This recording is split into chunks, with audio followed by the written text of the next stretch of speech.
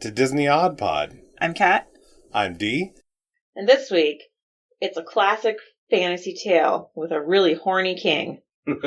Yes, the Black Cauldron from 1985. Legend has it, there was once a king so cruel and so evil that the gods feared him.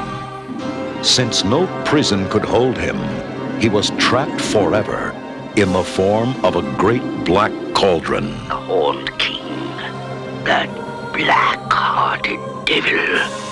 Walt Disney Pictures presents The Black Cauldron. Escape into a world of darkness. Are you coming? Me? Go in there? This movie has a pretty big reputation. You know, I don't really know a lot about the reputation, but I know a lot about what I saw.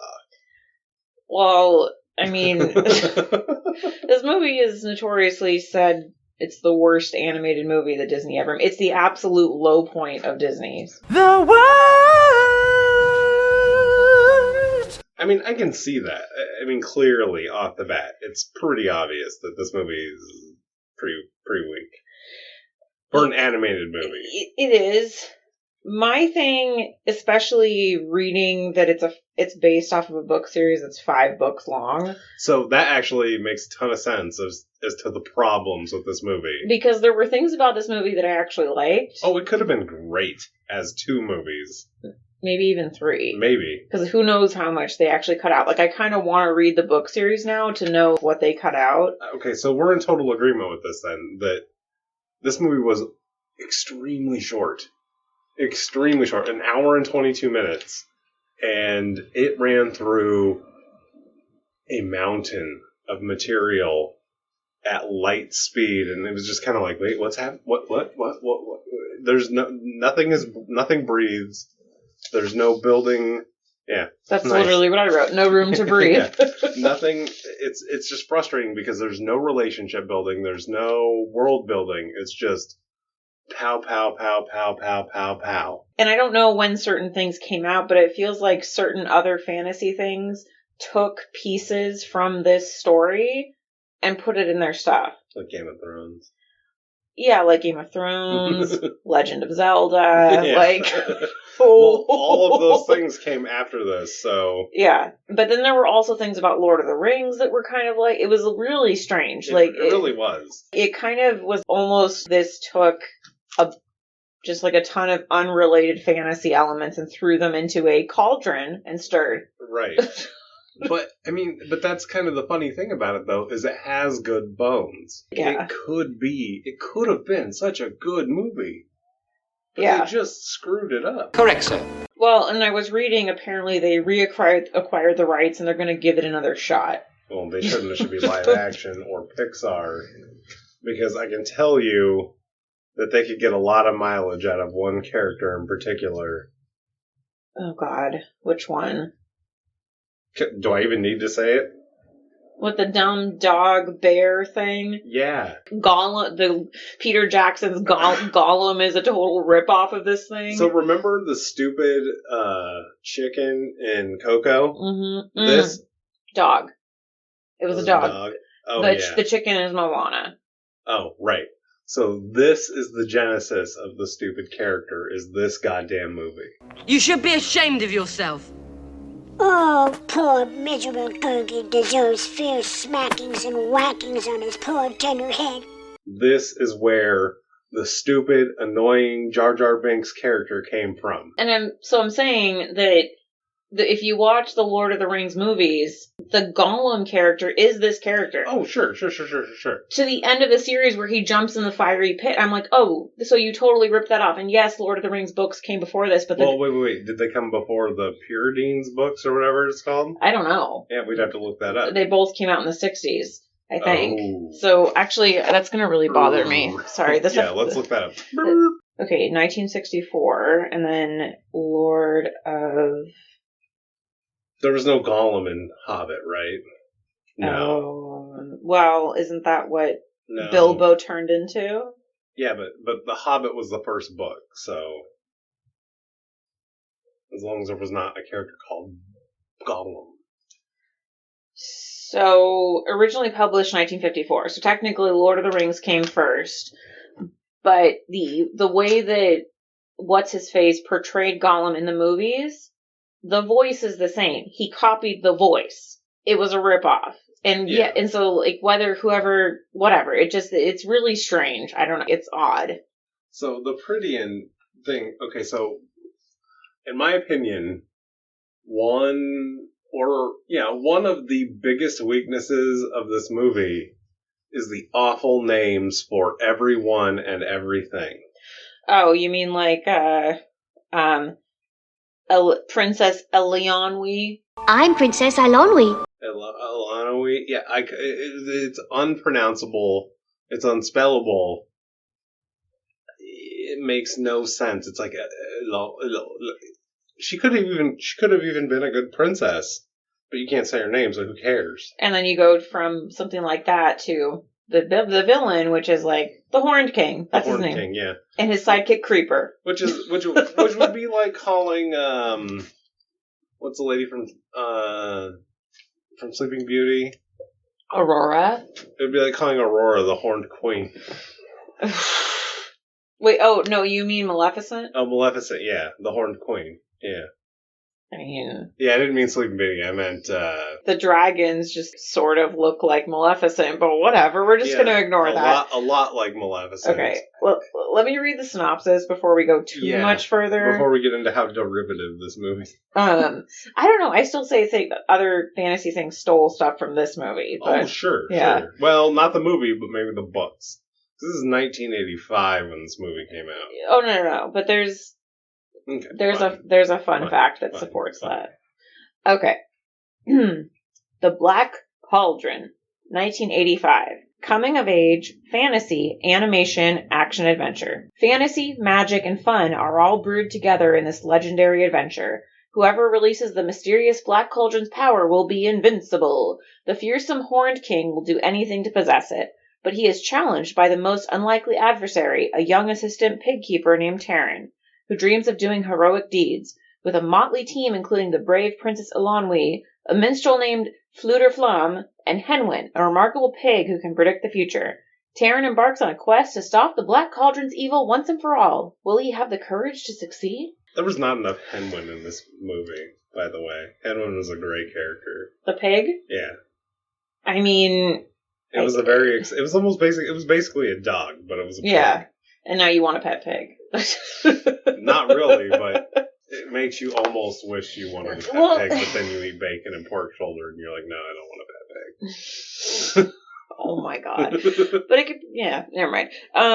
But yeah, there were so many characters that I was just like, it was too much to fit into an hour and 22 minutes. It was too much to fit in one movie. Yeah, it was just So all of the key points in the movie felt very anticlimactic because there wasn't a time to build on anything. Right, and you were just moving on. No relationship building, no anything, just moving on. Like, Eilonwy and Taryn were best homies immediately. There was no letting it breathe. Yeah. She was just like, come with me. Okay, so I don't want to air everything that pisses me off at the beginning of this. But why was her magic bauble never seen again as soon as they left the fucking castle? Right? I was thinking that too. Oh my god. I'm like, okay, so she's not magic anymore? Well, and I thought that was going to play a part later. And it should have. It could have easily. And that there was a lot of things. And that's what's unfortunate. And that's why I'm sure the books are probably incredible, because there was a lot of really cool elements in it, but... Right. So let's get into the directors. Shockingly... These dudes made the Fox and the Hound. Yeah, and interestingly enough, if you remember when we talked about Fox and the Hound, we had the same issue. They didn't develop the Todd and Copper relationship. Shocking. Well, and there were a lot of scenes cut out of this movie too, apparently, because they were too scary. Well, which is crazy. Disney should have grown a pair and released a scary movie. Yeah. So, yeah. And they really, at this point, they should release the director's cut and maybe people would get into it. Probably. So it's Ted Berman and Richard Rich, and so they were just like two duos. Right.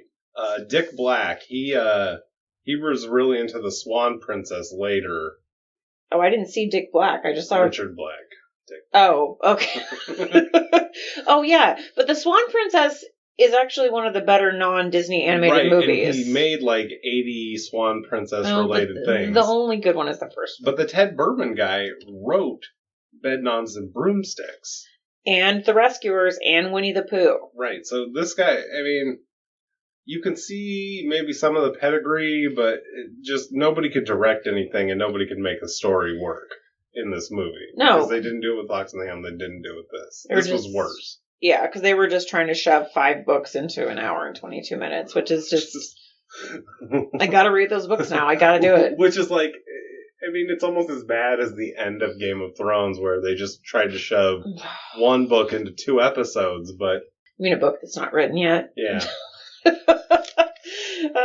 Yeah, so...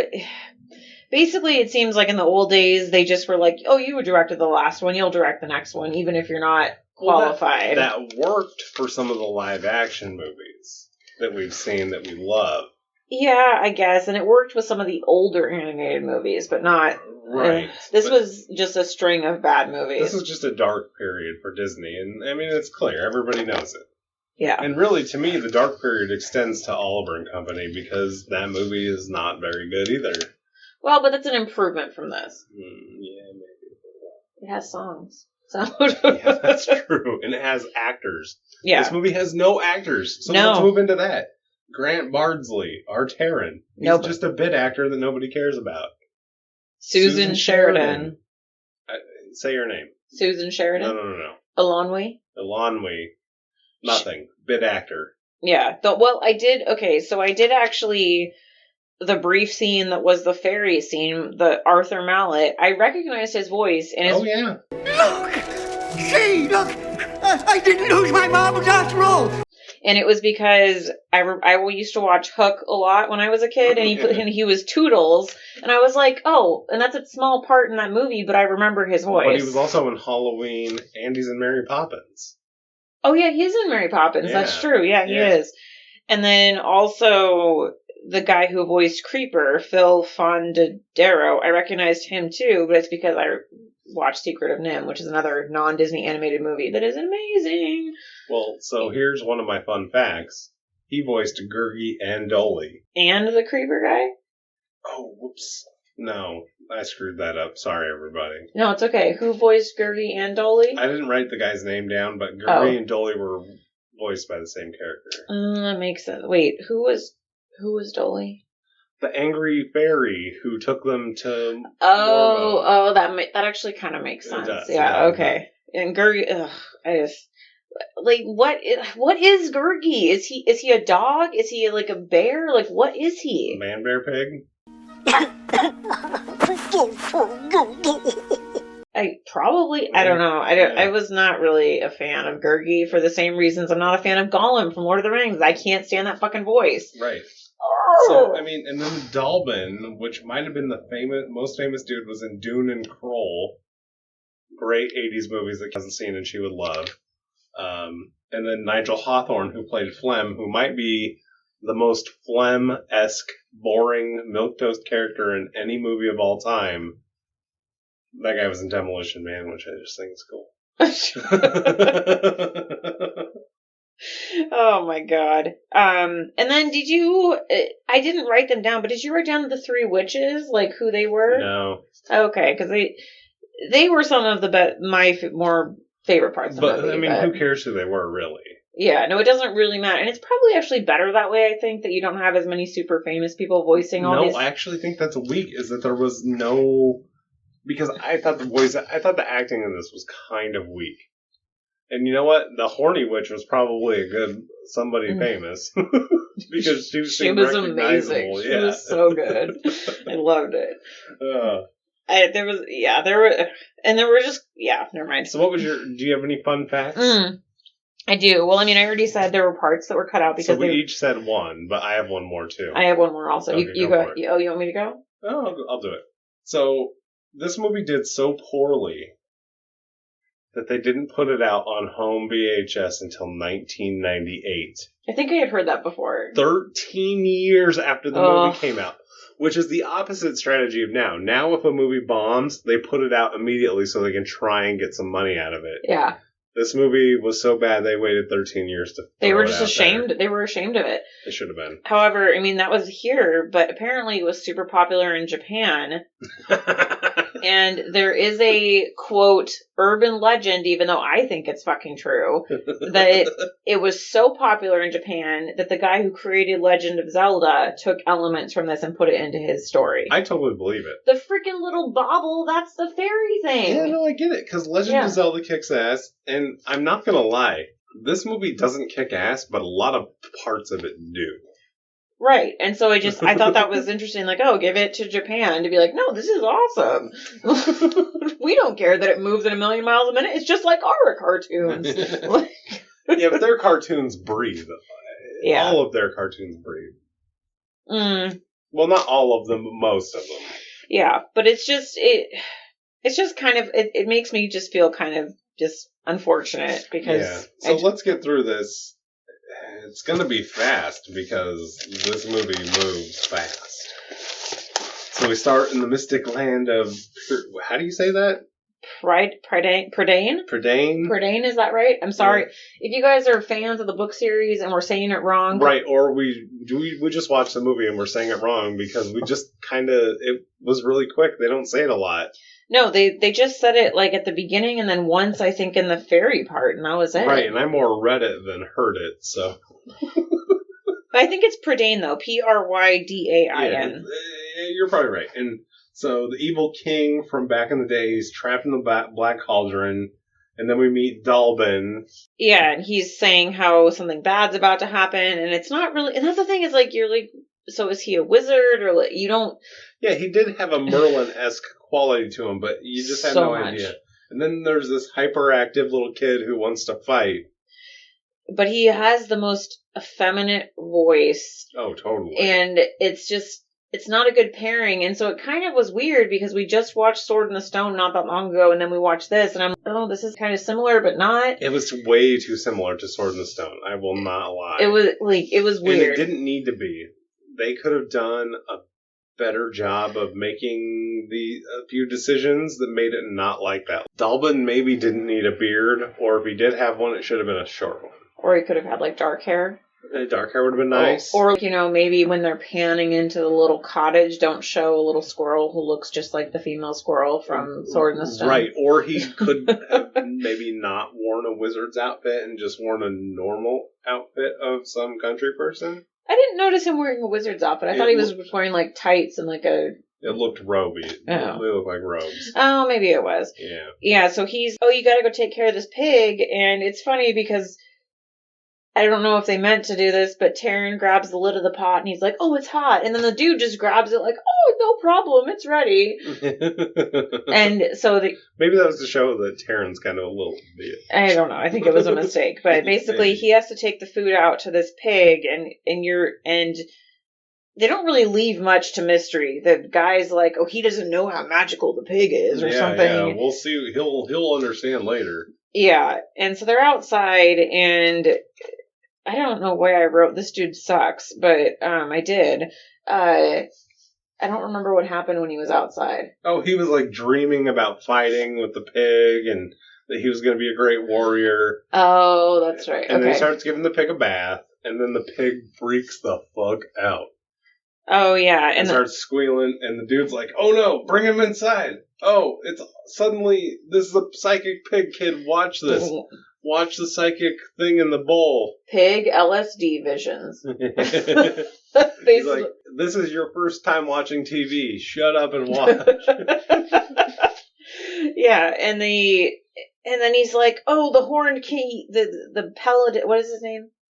Paladin? I just call him the Horned King. I don't know if they ever actually call him by his name. No, the old guy.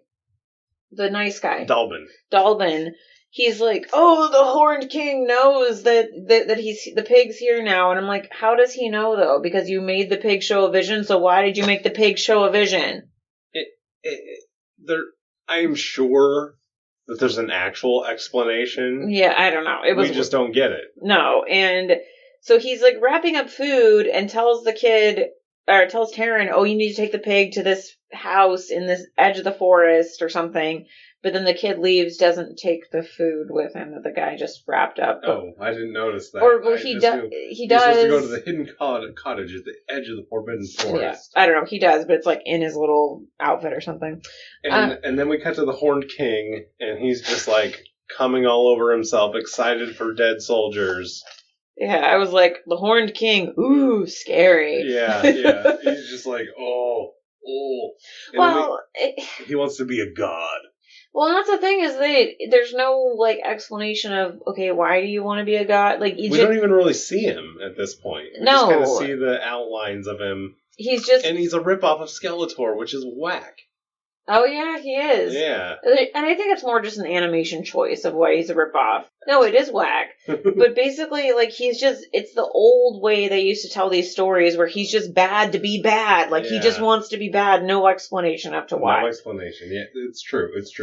So, we cut back to the kid and Henwin, and immediately he loses Henwin while he's dreaming about how much of a badass he is in Henwin's little vision. Well, he's basically like Ron's Weasley staring into the frickin' mirror of Aristide like, oh, look at me, I won the Quidditch Cup. That's true. Maybe J.K. Rowling ripped that off from this series. Oh, and a number of other things. You mean how Dobby's kind of like Gurgi but less annoying? I don't.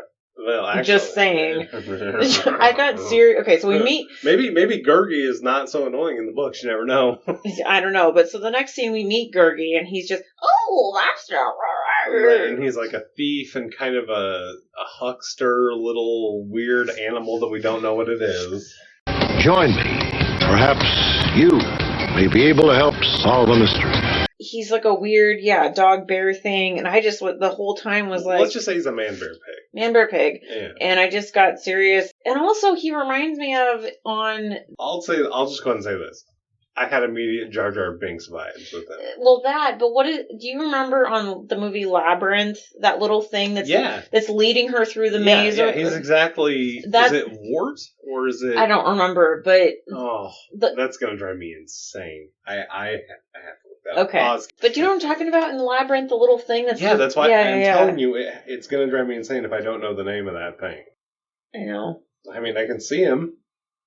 I just can't remember his name. Gross little goblin thing. Yeah. Hoggle. Hoggle, yes, thank you. It's Hoggle, it's Dobby, it's Gollum, it's Hoggledob. And Labyrinth was 1 year after this. Not surprising. This movie, also, I just want to say... You remind me of the baby. So my baby, crying hard as babe could cry. What could I do? My baby's love had gone and left my baby blue. God, they could have just thrown that in here. It would be amazing. God, now I want to watch Labyrinth. So the way this movie, like, the way the movie was animated and just certain things, I was like, God, this is so 80s. It was poorly animated, by the way. Oh, yes, it was. Very poor. Like, oh. This was worse than Fox and the Hound. And maybe the worst animated movie that we've seen. What was it? I'm trying to think of what we just saw recently. Oh, Sword in the Stone was the other one that was... This was way better than... Or Sword in the Stone is way better than this. Right, which says a lot. But you really hated Great Mouse Detective, which came right after this. But not for the same reasons. Great Mouse Detective was not in the same... I feel it almost seems like a different studio made that. Yeah, it really does. Yeah. So... Oh, that's right. Okay, I forgot. My problems with Great Mouse Detective are way different than my problems with I know. this. You've got serious problems dissing on that movie. I'll never forgive you. It's fine. Well, it's fine, but it's just a different kind of thing. I forgot about this scene, but actually I kind of liked this scene because, his interaction with Gurgi, establishing that Gurgi's like a little shit because hears Hen when he runs after, and immediately Gurgi's like, okay, bye, and runs away. That's his whole thing. Anytime there's danger, he runs away. He runs away. Which actually is kind of important for the end of the movie. But sure. There's like these two maleficent dragon things chasing Henwin, and this part was actually kind of intense. It was pretty cool, yeah. So I actually kind of liked this part. I forgot about the scene completely, but... Yeah, but the dragons attack Henwin, and they take her as Taryn is giving chase. Mm-hmm. Taryn just says, fuck it. He breaks into the castle and he just follows the dragons. And we see this cacophony of nasty men. A brute party. Yeah, that's a good way to put it. A brute party. There's like 200 dudes to one wench. Yeah, there's like a lady who's like a fat Esmeralda ripoff, even though Esmeralda came later, but she's like a gross gypsy lady. Yeah, not an Esmeralda ripoff. She's like the grossest lady that could handle taking 200 dudes at one time. Well, and there was a lot of interesting choices in this movie. And this is where I don't remember why I wrote this, but I was like, this is very 80s. Very underlined in large caps.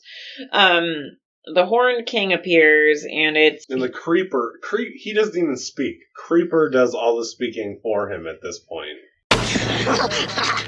Gotcha, pig boy! I caught him, Your Majesty! I caught the boy! Yeah, oh my god, and Creeper is also basically the mirror character of Gurgi. An annoying little piece of shit character that you just don't want anything to do with. God, there's so many movies that have things from this. Like, I really wish you'd seen Anastasia, because there's a little bat that's a sidekick of the bad guy, and it's the same. It's the same character. Isn't there one of these in The Great Mouse Detective? Yes, it's the bat thing. Yeah, it's the same thing. Yeah, this is fidget. Yeah, fidget. It's just a ton of trope. It's a trope on a trope on a trope. Yeah, and so they bring out the pig, and it's really sad. And then the kid's like, "No, don't kill the pig!" And he didn't mean to do that. He kind of fell and said no, like as he was falling. He's like, "Don't kill the pig." And wait, were they going to kill it at this point? Oh yeah. Well, no, they weren't going to kill it, but they were going to burn it with the thing. The creeper had like a hot ember to make it show the visions, but you have to say the special chant to make it show the visions. Right. And he's like, "No, I'm not going to do it. I made a promise." And then they're going to decapitate the pig, even though would he have actually done that? I don't know. And then Taryn's like, "Fine, I'll tell you."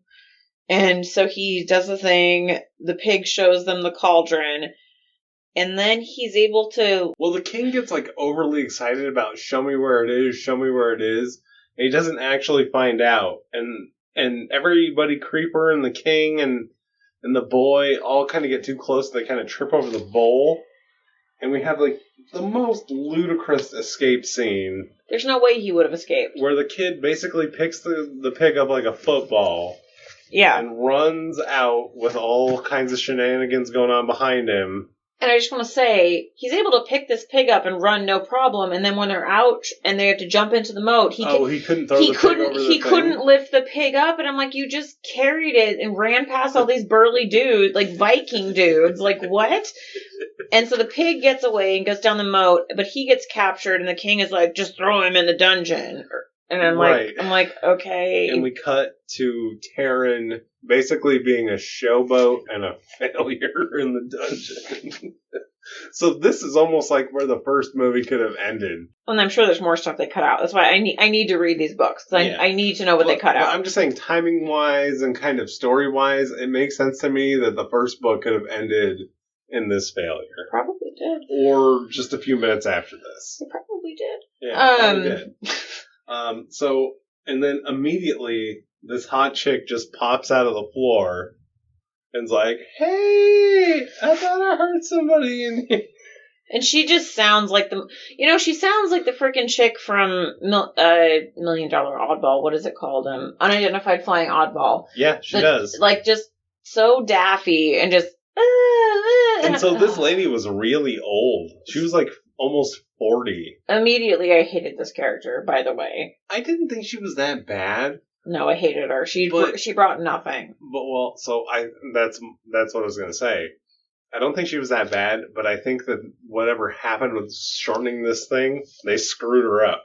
Because she was really good for the first 5 minutes, and then after that, they made her kind of into nada. She's just worthless. She didn't do anything. And I don't think that's true with the books. Probably. I hope not. Yeah. Then they go down the little thing, and... Yeah, there's like a dungeon tour, and basically they stumble upon this tomb a boy pulls out a sword from the tomb, and they escape extraordinarily easily. Well, they don't escape yet. First, they find the minstrel, what is his name? No, they escape first, and then they find Flem from the delivery. Oh, you say escape like they escaped out of the castle. They could have left the castle at that point undetected.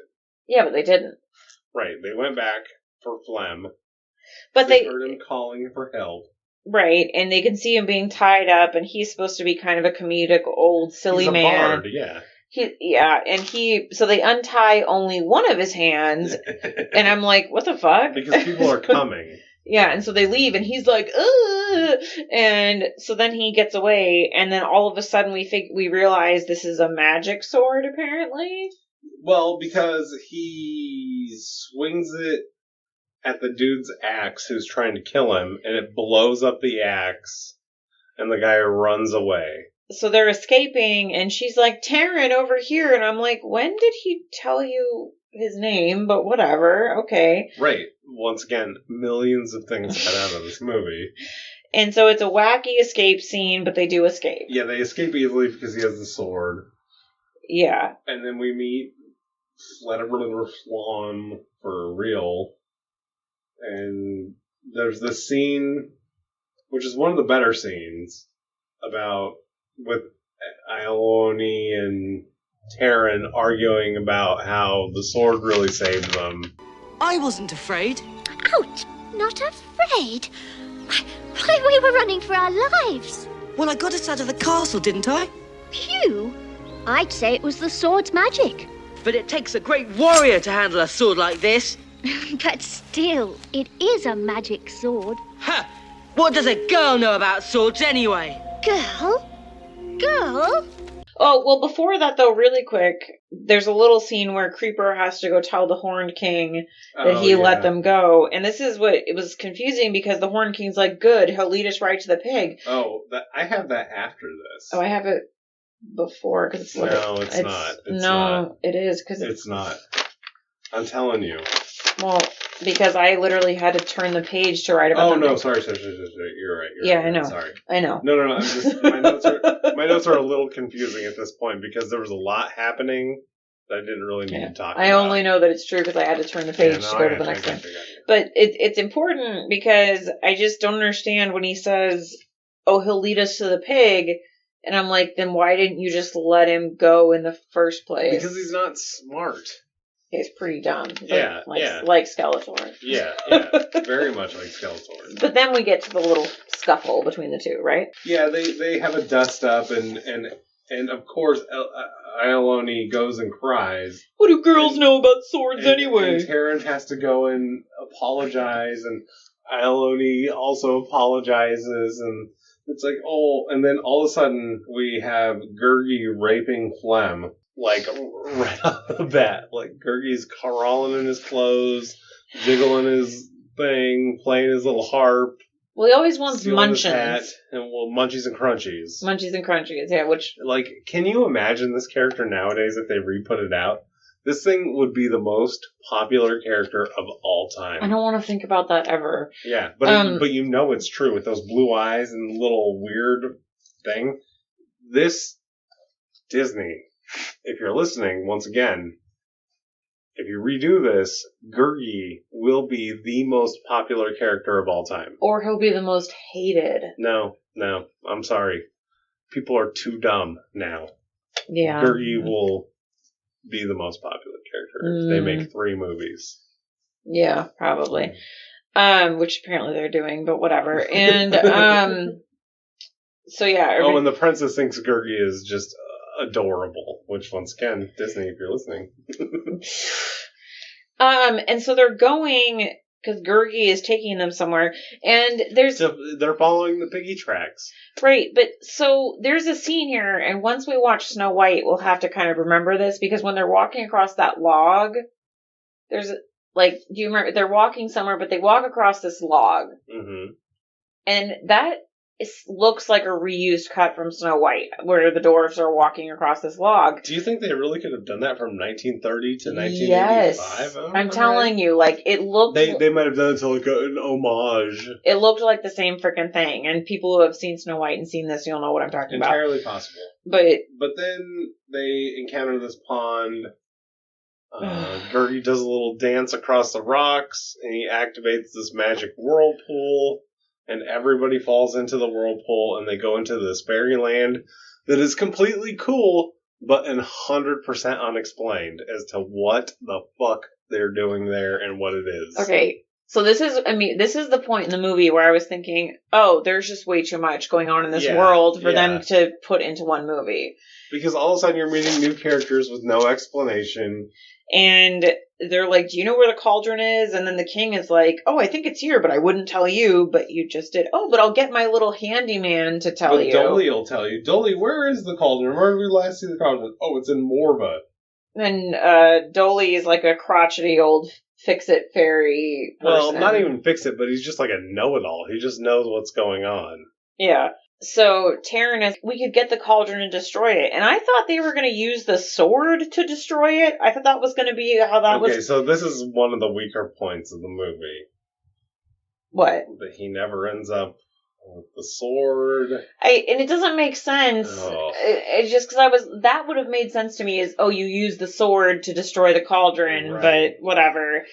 And because then you would have been a hero, but I don't know. So they go to the marshes of Morva, and they meet these three hags, which are very Mad Madam Mim-esque. Yeah, they run up onto their house, they find all these frogs. And it's like, I always feel like somebody watching me. When they're in the house with all the frog eyes. Well, it kind of reminded me, actually, too, and this is another thing. So, in Totoro... and in Spirited Away, so this is maybe Miyazaki stealing this because it was also made popular in Japan. The soot sprites, which you don't remember what that is, but they are these little black things that with little eyes that watch people in the dark. I feel like those are a little different than the stupid frogs. Mm-hmm. So then we get to the phlegm rape scene. Where the fat witch just wants to fuck. Well, she's got these giant breasts. She has big titties, yeah. And you don't mind if I pluck your harp. And I'm like, wow. And the other witch keeps turning him into a toad. She turns him back into a man. And then as a toad, he gets stuck in her tits. Well, and it's like a prolonged 45-second scene. Yeah, prolonged, like, close-up on the animated witch's tits. Wow, Disney. You went there. Okay. So this is like literally the darkest Disney movie because they have tit humor. Oh my god. So suddenly they're like throwing out the cauldrons because the kid's like, oh, we want the black cauldron. And the magic sword starts killing all the magic flying pottery. Yeah, and the ladies, the three witches, are like, the one that's like, oh, I need that sword, blah, blah, blah. And so they offer to trade the black cauldron for the sword because they know they're not going to be able to do anything with it. Oh, Garvey. I wish I could do the voice. I can't do it. Yeah, I can't. Maybe you have to have a low IQ. Yeah, maybe.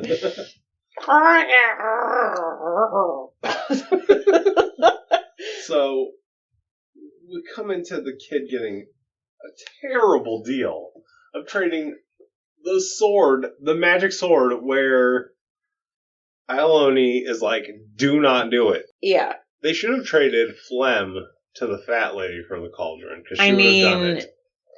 Probably. And really, he's already old. Who cares? Yeah, he would have been, like, down with it. Like, that lady wasn't that ugly, I'm just saying. She was missing a lot of teeth. But I mean... You know, that can make other things fun. So he trades it, and then the witches are like, ha ha ha, the only way to destroy the cauldron is you have to... Which also doesn't really make sense for what happens later, but whatever. Is you have to... A living soul has to climb into the cauldron willingly. So, you know, the only thing that makes sense about this to me is that if at the end the witches have the cauldron and the sword, there's no way to ever reactivate the cauldron again. Because the only way to activate the cauldron is to get it from the witches And if you don't have the sword, you don't have anything they want. Well, maybe. So, which is a weird tie-off to say that this story is totally tied off. And that's my theory. Yeah, and it just doesn't make sense. And so they're just sitting there with this cauldron they can't do anything with because obviously none of them want to climb in it. And then they get captured again. Well, before this, Dolly is fucking pissed. He throws a fit and he's like, I'm out of here. Pow, I'm out. And he disappears himself and then they get captured. Yeah. He's like screaming at them like, why would you trade the sword? He probably knew the sword could have destroyed the cauldron, but whatever. Right. So they're caught and recaptured, back into the dungeon. The Horned King activates the cauldron's power by throwing a skeleton in it. And then there's like all this green smoke going everywhere. It kills every single one of the king's men and turns them into undead soldiers. Mm-hmm. And, well, it doesn't... Yeah, I guess it does. No, it does. It kills all of those dumb dudes. Yeah. And, which I'm like, if that's the case, then why would you need an army? But whatever. Well, no, because now he has a zombie army. Yeah. And then Gurgi comes and he unties them. And there's like, you think that Taryn's going to jump into the cauldron. But then Gurgi's like, oh, Gurgi doesn't have any friends. And so he does the right thing. And it's very Gollum-esque at the end. But whatever. He jumps into the cauldron. And so it just kills everything. All of the undead people die. All of the green stuff starts sucking back into the cauldron. And it's like pulling like a windstorm. Yeah. And so Taryn is like holding on. But Taryn tells Flem and Elanwy to get out of there first. Yeah, because Taryn is having to hold himself from getting sucked in. Because first he's going to go see if Gurgi is still there or whatever, which I'm like, why do you even care about Gurgi? Like, right, you hated Gurgi until he jumped into the stupid vault and freed you. Like, who cares? Yeah. It's just some dumb sloth thing. Like, is that what it is? Is he a sloth? I don't know. They needed like 4 more scenes to make you care about Gurgi. And so but that's the thing is though, I bet that in the books, Gurgi is more like a Dobby character where when Dobby dies in the books, it's heart-wrenching. It's the most traumatic moment of the whole book, the whole series. And so this is probably in the books, this is probably super traumatic. It probably is. You're probably right. And so then the Horned King comes, and he, like, starts to get pulled in, but then he grabs Taryn. And he's trying to throw him in. And I thought Taryn was going to, like, push him into the cauldron. No, but Taryn just gets low to the ground, and the Horned King is standing up tall, and he gets ate up by the cauldron. And it's very anticlimactic. Like, oh, that's it? Like, there was no, like, Taryn being a hero, and, like... So that's what's so frustrating, is they set this movie up like a typical fantasy story of, like, oh, here's a farm boy, and then he's going to become a hero, but he doesn't do anything heroic. That's what I'm saying. Him not having the sword at this point is stupid. It makes the whole movie worthless. I hate it. And then we get the scene of Creeper being super happy that he's free, and they run down to this deer boat in the dungeon. Taryn has to open the gates. It's very dramatic. It's more dramatic than the Horned King getting pulled into the cauldron. Right, and there's like this whole big thing, the whole castle's collapsing all around them, and it basically is like the castle gets nuked, and they ride the wave out into the lake around the castle. And the witches come back, and they want the cauldron for some reason, but I'm like, if it's been deactivated, why do you want it? The funny thing is that this scene of them getting nuked out in the boat is like almost every single 80s action movie. Yeah. So they did borrow a little of that. I think the witches want it because now I bet you that the Black Cauldron is back to being the Black Cauldron, where if somebody retrieves it, they can activate the same powers again. Maybe. I don't almost know. Guarantee you, and that's because the witches are the witches are the keepers of the Black Cauldron. But okay, so but then when the Horned King went in there, because he's already basically a skeleton, wouldn't that have activated it again? No. I think that adds to the dark powers of the Black Cauldron. Like, I would bet you. Like he's in there with the king, and they're just chilling. They're just playing chess. Added powers. I get it. I don't feel like the Horned King was all that powerful. He was just kind of a douche. I mean, like, was he a skeleton? I don't know. Yeah. It just doesn't make sense. And so then the witches come, and they first offer the sword, and he's like, oh no, I'll trade it for Gurgi. And I'm like, really? Which pisses me off. Really? Like, that's the worst ending to a movie of all time. And so he gets Gurgi, and so the witches have the sword and the cauldron, and I'm like, ugh. And that's what I'm saying. So if the witches have the sword and the cauldron, there's no further story.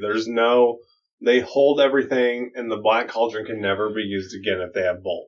Well, and so this is supposed to be emotional because you think Gurgi, it's just like dead Gurgi, but then he comes back and he's like, munchies and crunchies. And that's the thing is, I think in the books this is probably like actually emotional, whereas in the movies it just fell flat. Because maybe you care about Gurgi, I don't know, but I didn't. But that's what I'm saying. Okay, imagine it like Dobby. That's what I'm saying. When Dobby died, that was freaking terrible and awful. The best thing that happens at the end of this is where Gurgi forces Taryn and Elanwy to kiss. Ugh, yeah. And Taryn's kind of like, oh, I'm gay. What are you talking about?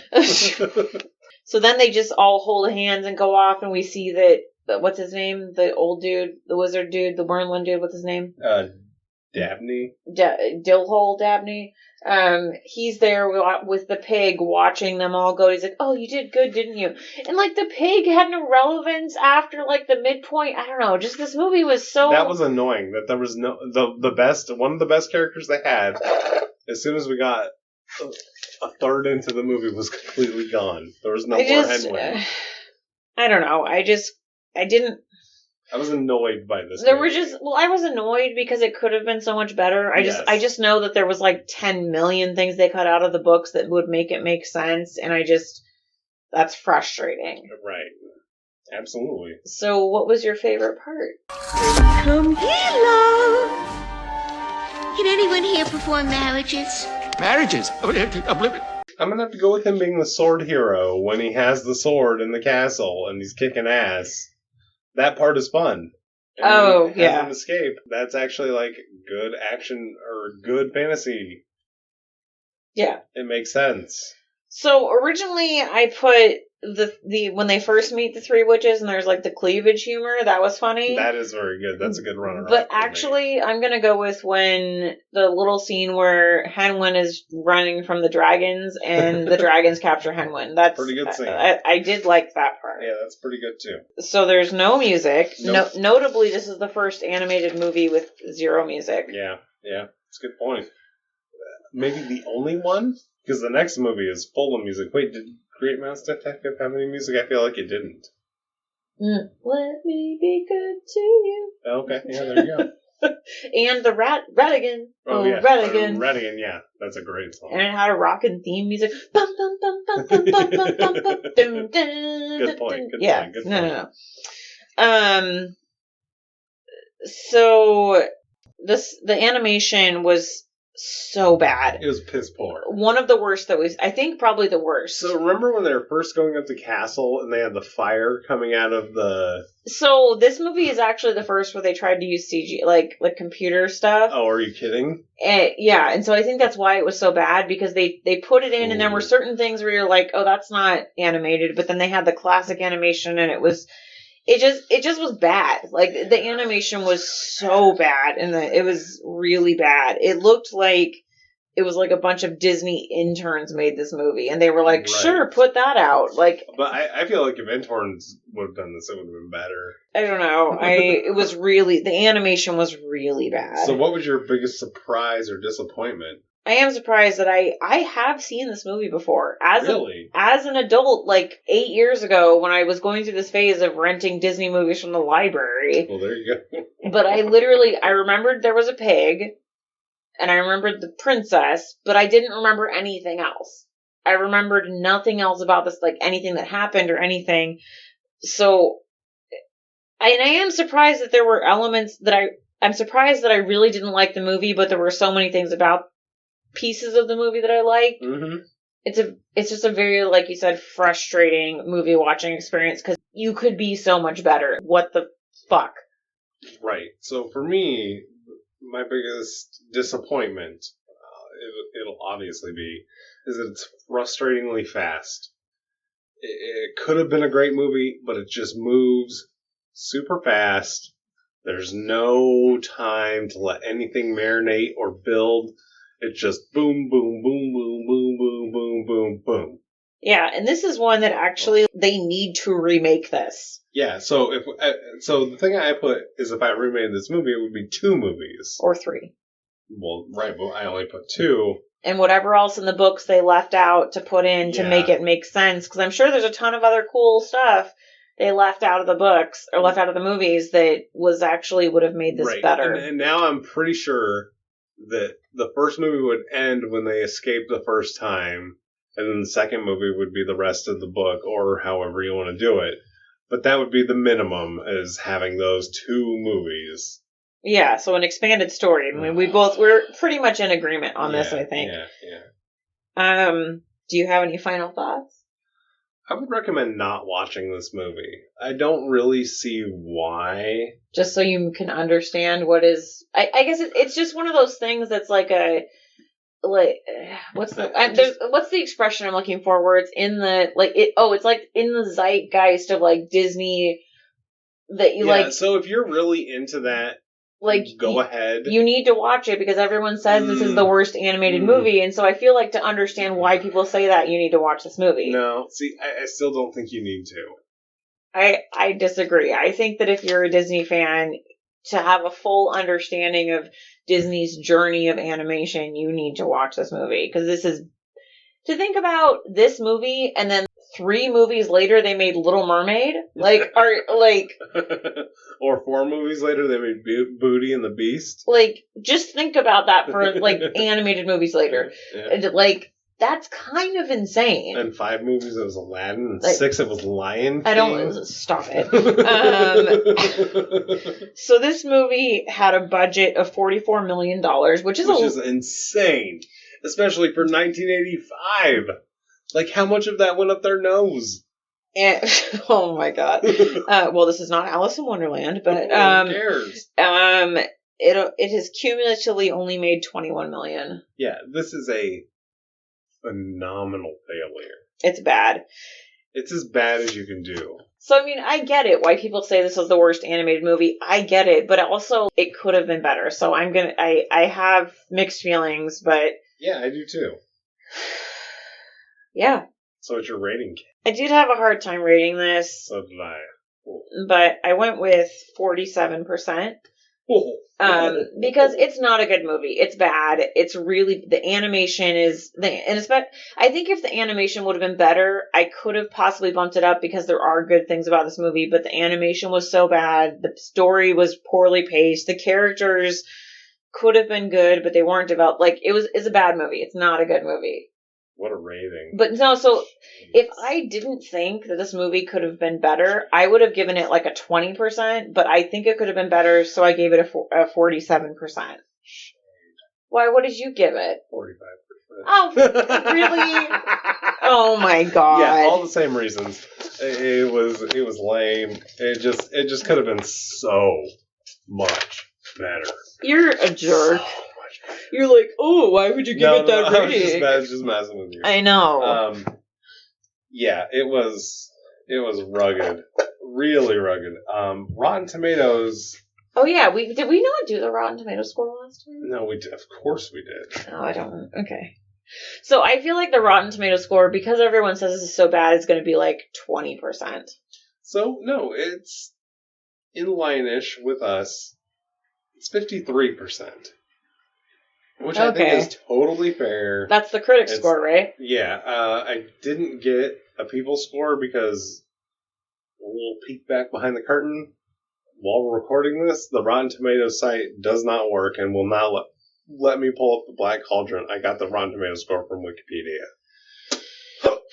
So it may or may not be right. Yikes. No. I can't. Okay, so... Stressing about her favorite part of the show. Well, it's so you know what this is like? It's like playing the lottery.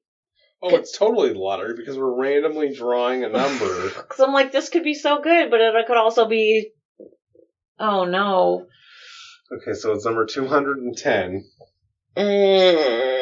Put his hand over his face, so that makes me a little nervous. It should make you very nervous. God. Because very nervous to watch this. What is it? In just a second. It is number 210, from 1997, That Darn Cat, the remake. That's actually really close. Are you sure that this came out in movie theaters? I'm pretty sure. Let me just double check, but I'm fairly certain. Because I feel like I would have known about a movie called That Darn Cat when I was 17, but maybe not. I'm pretty sure that is. If that's the case, that's another first, is that we get to watch a remake of a perfect movie. Yes, it it wasn't in Latvia. Oh wait, hold on, that's the old one. Suck it, Trebek.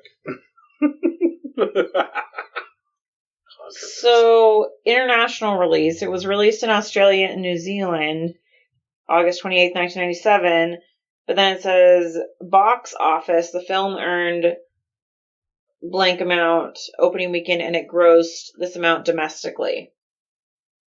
Oh, no, it did. Wait. It did. It did? Yep, So where did you find that? I just, because Siskel and Ebert reviewed it. Okay. So, That Darn Cat, 1997. It has to be an abortion compared to the first movie. I'm sure it is. It has Christina Ricci in it, so. Yeah. The first movie was basically perfect. This movie, I'm going to guess, is basically a disaster. I guess we will find out. So what's it about? It's about That Darn Cat, DC. But is the cat But are we gonna get a Roddy McDowell? No. Are we gonna get two sisters? Are we gonna get anything close to the first one? I mean, are we gonna get the dude calling the lady mom? Are we even gonna get a Siamese cat? I don't know. Yeah, probably a tabby. Who knows? You already looked. No. Oh, okay. No. So yeah, join us next week for me trashing the remake of That Darn Cat. You might love it. It might be the greatest thing since the last Darn Cat. You There's don't know. There's a possibility with a 1997 Christina Ricci, but I doubt it. We'll see. Yeah, we will see. So if you're interested, follow us on Facebook or Instagram, Disney Odd Pod. If you want to send us an email and chitty chat with us about anything and everything, DisneyOddPod@gmail.com. Like, subscribe, share, leave us a review, please. Or mostly just subscribe, listen, and chat us up. Yeah, no, I like the reviews though. Yeah, okay. Because the people that have left reviews have left us really nice ones. Yeah. So Yeah, please do that. Don't be a dick. But in the meantime, this has been Disney Odd Pod. I'm Kat. I'm D. Bye!